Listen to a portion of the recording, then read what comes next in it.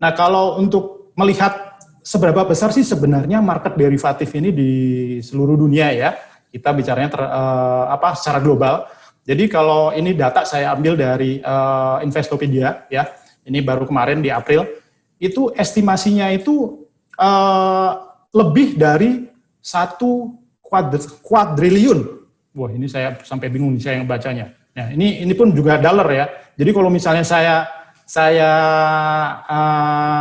hitung ke rupiah, wah saya nggak tahu lagi ini berapa nih total marketnya, seberapa besar marketnya itu tadi ya. Jadi sangat besar sekali. Jadi teman-teman itu saat ini kalau misalnya mau investasi di produk derivatif ya, itu sangat-sangat liquid karena transaksinya yang sangat-sangat tinggi dan sangat-sangat besar sekali ini tadi. Ya, nah, ini seberapa besar market derivatif itu yang ada di market global ya. Nah, untuk yang selanjutnya, nah ini kalau kita lihat data juga ya, ini saya ambil dari VIA ya.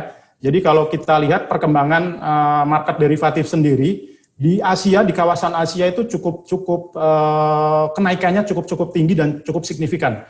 Jadi kalau kita lihat data dari tahun 2009 ya, yang pada saat itu hanya menyumbang 35% dari total transaksi derivatif di seluruh dunia atau secara global. Tetapi di tahun 2019, di tahun kemarin, itu sudah mencapai 42% sendiri ya, dari total transaksi derivatif di seluruh dunia. Nah, ini artinya di pasar Asia itu sangat-sangat tinggi. Jadi minat dari masyarakat terhadap produk derivatif untuk instrumen investment atau investasi itu sangat-sangat tinggi ya. Makanya perkembangannya cukup luar biasa. Dan dari data terkait dengan dari turnovernya rasio dari komoditi, dan kalau kita bandingkan komoditi terhadap market finansial ya, itu juga sangat-sangat tinggi juga kayak gitu. Jadi kalau bisa kita lihat ini ya, yang merah ini adalah financial derivatif. Nah, untuk yang birunya ini adalah komoditi derivatif. Nah, kenapa komoditi derivatif ini terus naik angkanya? Ya karena memang dari harga-harga komoditas yang ada di seluruh dunia dan secara global itu juga mengalami kenaikan yang cukup signifikan juga.